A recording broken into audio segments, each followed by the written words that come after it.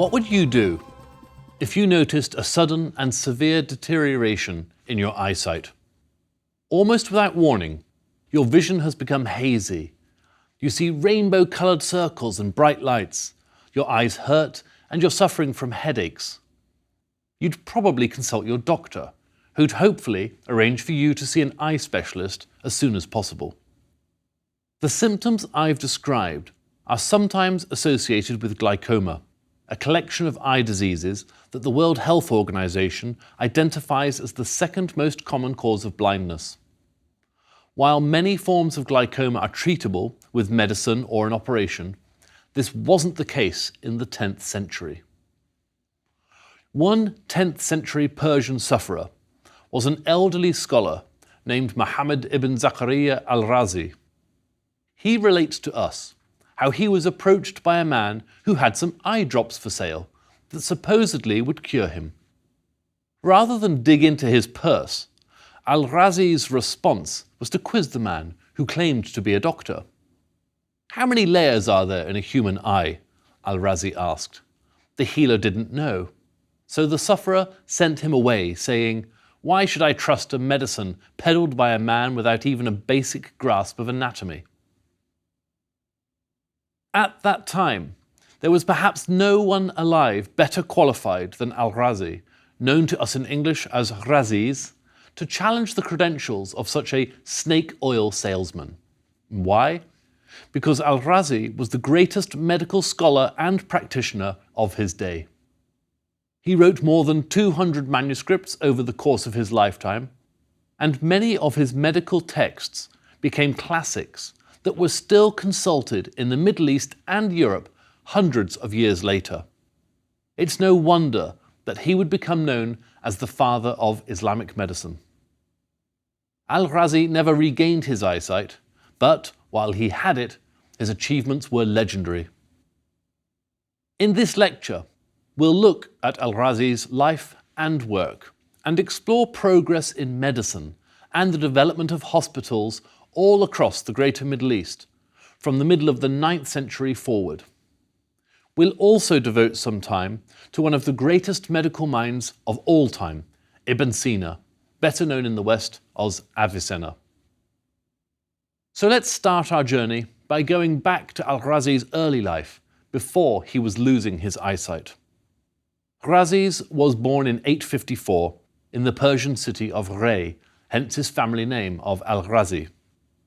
Rey is one of modern Iran's oldest cities, with a history of settlement dating back to about 6000 BC.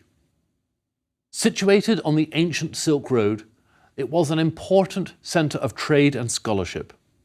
Today, it's part of Greater Tehran, the capital of Iran. Verifiable facts about al-Razi's life are scant, as is the case with most people from this period. That said, all sources agree he developed a talent for music early in life, becoming an accomplished oud player. An oud is a stringed instrument, not unlike a lute. When he reached adulthood, he put music aside and took up alchemy, mathematics, philosophy, and literature. By turns, he excelled at, and then tired of, all these subjects, eventually taking up medicine at around the age of 30. And it's this subject to which he dedicated the rest of his life. Al-Razi left Persia in order to study medicine in the greatest city in the Islamic world at that time, Baghdad. In Baghdad, he had access to Arabic translations of the most important medical men from the ancient world. Of these, the earliest was Hippocrates, the 4th century BC Greek physician who is considered the father of Western medicine, and from whom we get the Hippocratic Oath. The second name was Galen, a Greek doctor who worked in the Roman Empire during the 2nd century AD. Like any good scholar, al-Razi acknowledged the brilliance of these ancient Greeks and the enormous debt that scholarship owed them and others from their day. However, like any great scholar, he built on their foundational texts, and when he surpassed them, he said so. In his book, Doubts About Galen, Al-Razi challenged the theory of the four humours, which, if they're not in balance, was thought to explain most human sickness. Al-Razi suggested there were a number of other elements that Galen had failed to consider, such as oiliness, saltiness, inflammability, and sulphurousness. Even so, Al-Razi was humble enough to add the following: "It grieves me to criticise the man Galen, from whose sea of knowledge I have drawn so much. Indeed, he is the master, and I am the disciple. But this reverence and appreciation should not prevent me from doubting, as I did, what is erroneous in his theories." He also attacked the writings of Hippocrates for being disorganized and too brief, before he would go on to write a lengthier corrective text of his own. Al-Razi also wrote extensively about medical ethics, and in a book called Medical Ethics, he talks about the importance of morality in medicine. For Al-Razi, it wasn't enough for the physician to be good at his job, he should also be a role model for his patients. He was also convinced of the mind-body connection in pursuit of good health, as well as the importance of exercise and a healthy diet. As he wrote, "If a patient refuses to take responsibility for their lifestyle, including overeating or not exercising, then there is nothing a doctor can do to help them." Another important factor in general good health was good doctor-patient relations, as well as having a family doctor who would understand the patient's body over time. Changing doctors on a regular basis, he said, was a bad idea that could do little more than waste a patient's health, wealth, and time, not to mention wasting the doctor's time as well. Further, Al-Razi has been acknowledged as the first person to fully and accurately describe smallpox and measles, noting the important differences between the two, as well as offering possible remedies. His book, The Diseases of Children, was also the first to deal with pediatrics as an independent field of medicine. Al-Razi's medical notes, surgical observations, along with numerous new diagnoses and suggested treatments, were compiled after his death in what's now known in English as the Comprehensive Book of Medicine. The Comprehensive Book of Medicine was not only a tribute to Al-Razi's brilliance, but because he was so diligent about quoting his sources, it also presents a complete catalogue of all existing medical scholarship then available, from ancient Greece, India, and elsewhere. In this way, it was one of the earliest medical encyclopedias.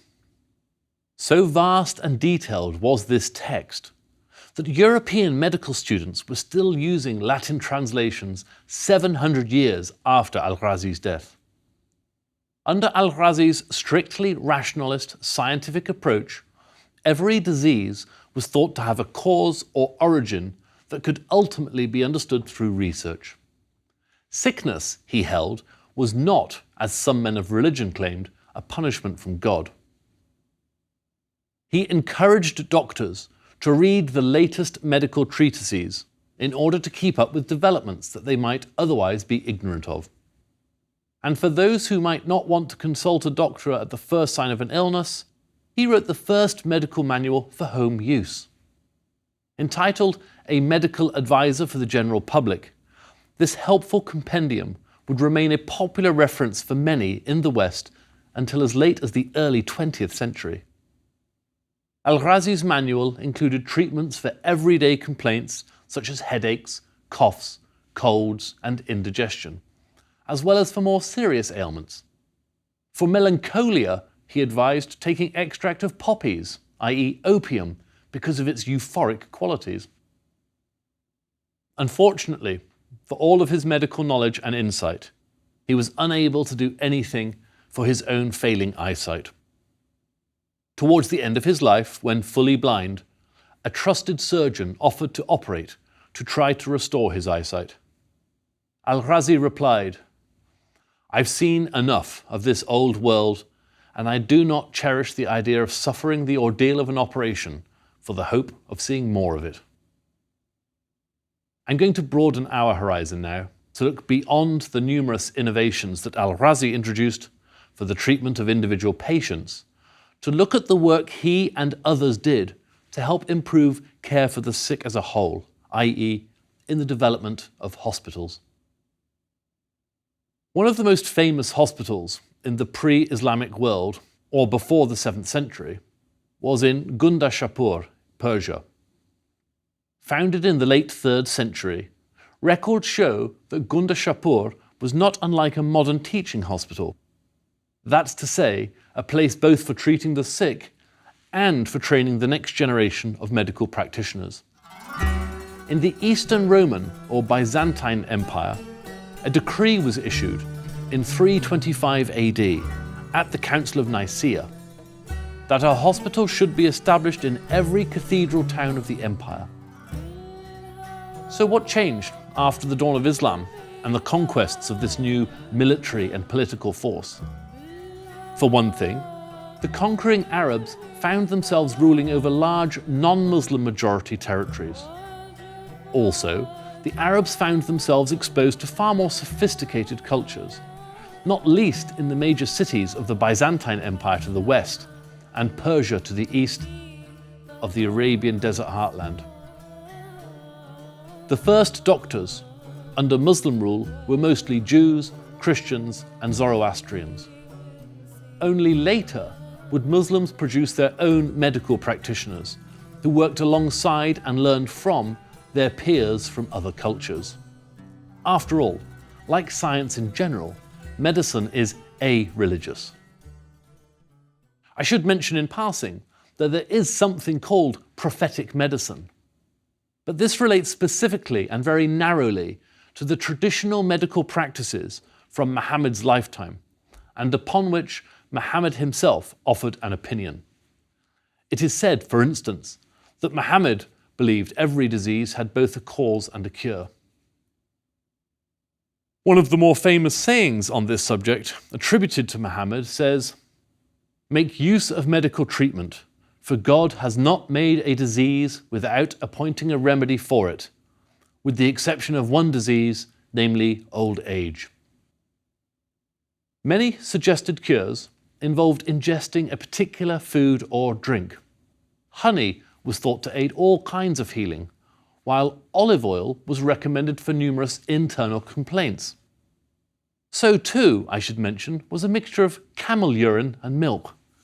I think I'll stick to the olive oil. The first notable medical facility founded in the new Muslim Middle East was in Damascus, Syria, in around 707.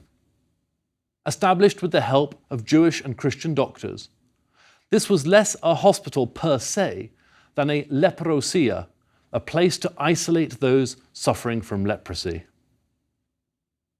The first proper hospital built in the Islamic world was in Baghdad, during the reign of the Caliph Harun al-Rashid of Arabian Nights fame.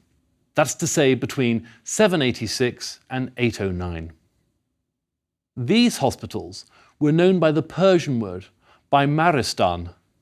Stan means place, as in Uzbekistan, place of the Uzbeks, while Baymar means sick, thus the place of the sick, just as the German word Krankenhaus means the house for the sick.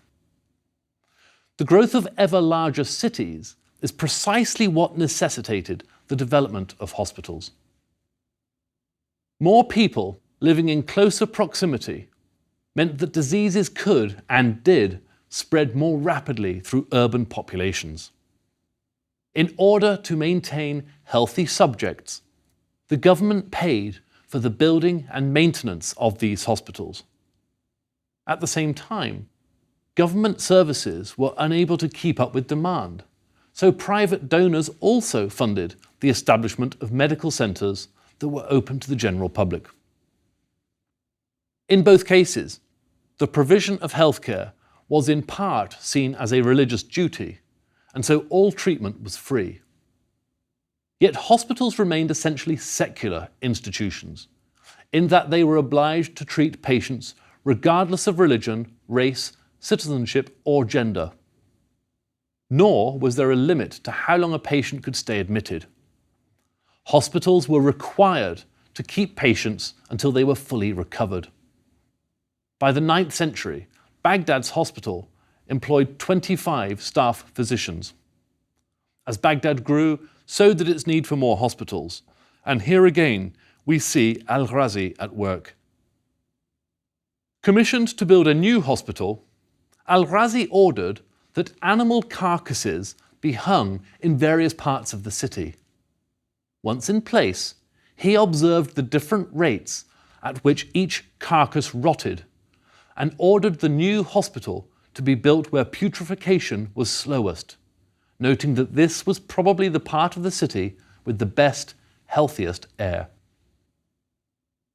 Al-Razi's hospital had a lecture hall, kitchen, pharmacy, library, mosque, and a chapel for Christian patients. Recognizing the importance of a healthy mind in a healthy body, recreational materials were also made available, and musicians were employed to entertain the patients. And as I've mentioned, the hospital wasn't just a treatment centre, but it was also a medical school. Basic science was taught through a combination of private tutors, self-study, and public lectures. Students were also responsible for keeping patient records, another innovation from this period. By this time, doctors had to be registered and licensed in order to practice, and hospitals were supervised by a combination of doctors and lay administrators. By the year 1000, there were at least 30 hospitals noted, from Islamic Spain to Tunisia and Egypt in North Africa to Persia in the East. Hospitals were also required to have separate but equally equipped wards for men and women, with patients attended to by gender-segregated nurses and staff. Patients were kept in separate wards for either the contagious or non-contagious, and there were also separate wings for mental health, eye diseases, and surgery. Now let's turn our attention to one of the greatest polymaths of all time, with expertise in numerous different areas of study. This was Ibn Sina, or Avicenna as he's better known in the West. Born around 980 in modern-day Uzbekistan, he wrote about 450 titles in his lifetime, of which more than half survive. About 40 of these deal with medicine, including the 5-volume Canon of Medicine, completed around the year 1025. Ibn Sina was widely described in medieval Europe as the father of early modern medicine, though his work as a philosopher was even more important. But that's a story for another day. Ibn Sina began studying medicine at the tender age of 13 and was practicing at 16. While still a teenager, his medical knowledge saved the life of the local Samanid or Persian Sunni ruler. His Canon of Medicine was arguably the greatest medical text ever written up to that point in history. It's also one of the most influential over time, with this million-word manuscript still being used as a standard text in European universities during the 18th century.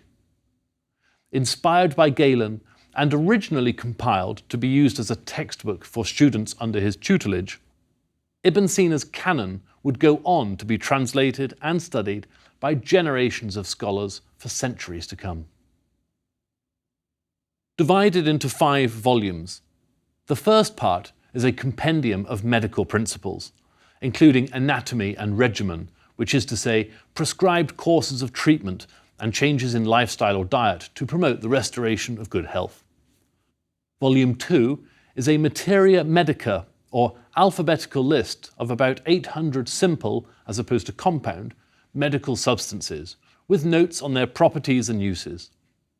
Volume 3 outlines the function of each organ and body part, before offering the diagnoses and treatments for the diseases that can affect each body part in turn, organised literally as a head-to-toe guide. Volume 4 deals with ailments that affect more than one part of the body at a time, or indeed the entire body, such as a fever. And volume 5 is a formulary of some 650 compound medicines then in use. Translated into Latin by Gerard of Cremona in the late 13th century, Ibn Sina's canon quickly became the standard text for medical students in Europe, and would remain so in universities from Oxford to Paris and Padua in Italy until the start of the 17th century. Apart from its encyclopedic nature, its continuing popularity was probably helped by the memorable aphorisms that scatter the text. For instance, noting the importance of exercise and diet for good health, Ibn Sina wrote, "Movement can replace many drugs, but no drug can ever replace movement."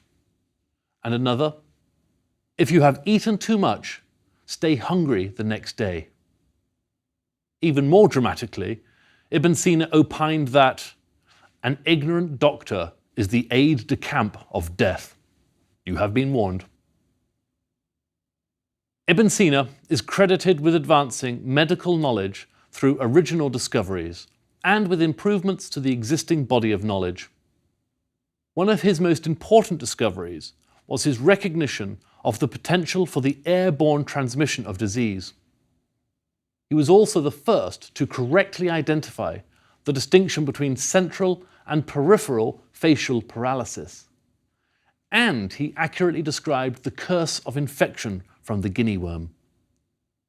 Ibn Sina also conducted groundbreaking research in psychiatric conditions, never the most glamorous branch of medicine. In his time, many less scientifically minded people saw mental illness as a punishment from God, and so, in some sense, something not to be meddled with. Other writings cover the treatment of kidney diseases, the production and use of heart medicines, and a series of experiments that demonstrated the connection between word association and heart rate, and which led to a successful diagnosis of lovesickness. As proof of this, a king's nephew was brought to Ibn Sina, and he was told to diagnose the young man's ailment. The prince, apparently a healthy young man, nevertheless was suffering from sleeplessness, loss of appetite, dizziness, and a raft of other symptoms. Ibn Sina, after considering his options, set about monitoring the young man's heart rate, while carefully uttering the names of different districts in the city.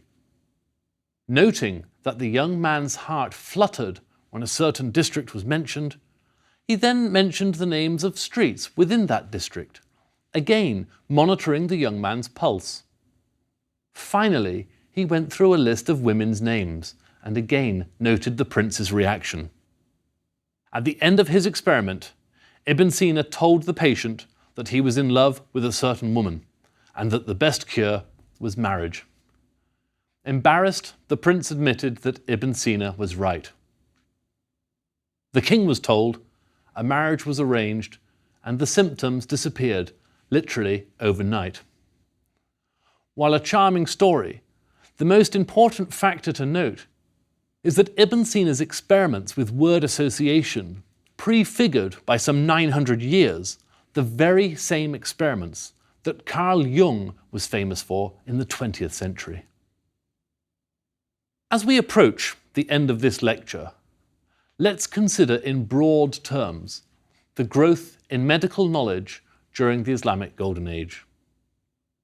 Medieval Islam's receptiveness to new ideas and heritages helped it make major advances during this time, adding to earlier medical ideas and techniques.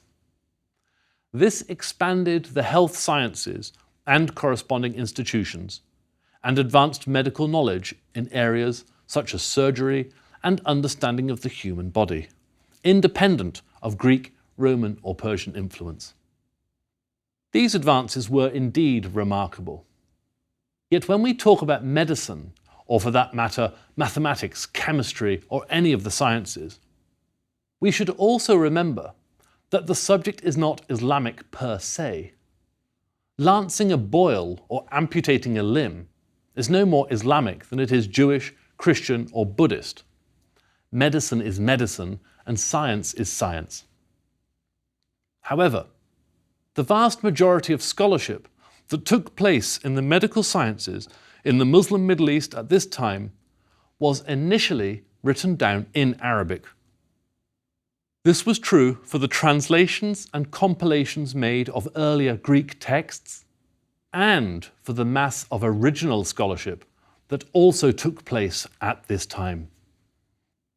Few, if any, credible scholars of the day claimed that Islam was the key to all their knowledge, or proof of the rightness of their vision of the one God.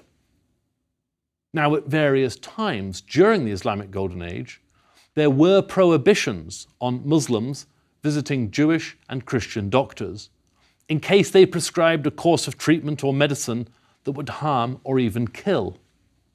It's been noted, however, that such injunctions were almost universally ignored. Then as now, anyone in need of medical help couldn't care less about a doctor's religious faith, but rather his or her skill and track record as a doctor. There were also periodic debates among Muslim theologians as to whether Muslim physicians should use Greek, Chinese, and Indian medical techniques, seen by many as pagan. Typically, those lacking imagination or common sense lost out to the more broad-minded men of both religion and science, and Islamic physicians were given free rein to study and adopt any techniques they wished. Even so, both Al-Razi and Avicenna were accused by critics of atheism during their lifetimes, a serious charge indeed. Both men were certainly critical of certain aspects of organized religion, and in particular of poorly educated religious authorities who praised blind faith over rational thought. Al-Razi believed that the common people had been duped into belief by religious authority figures and by the status quo. As a result, he criticized religious adherents for not more actively challenging their received wisdom with rational analysis. Instead, he contended, the faithful sometimes acted violently when asked to defend their faith. Al-Razi said, "If the people of this religion are asked about the proof for the soundness of their religion, they flare up, get angry, and spill the blood of whoever confronts them with this question. They forbid rational speculation and strive to kill their adversaries. This is why truth became thoroughly silenced and concealed." Writing about the God of the Old Testament demanding sacrifices, Al-Razi wrote, "This sounds like the words of the needy rather than of the laudable, self-sufficient one." Al-Razi believed that the existence of many different religions was, in itself, evidence that religion was the creation of humans rather than the divine. But Al-Razi does not own the final word in the ongoing debate between agnostics, atheists, and the faithful.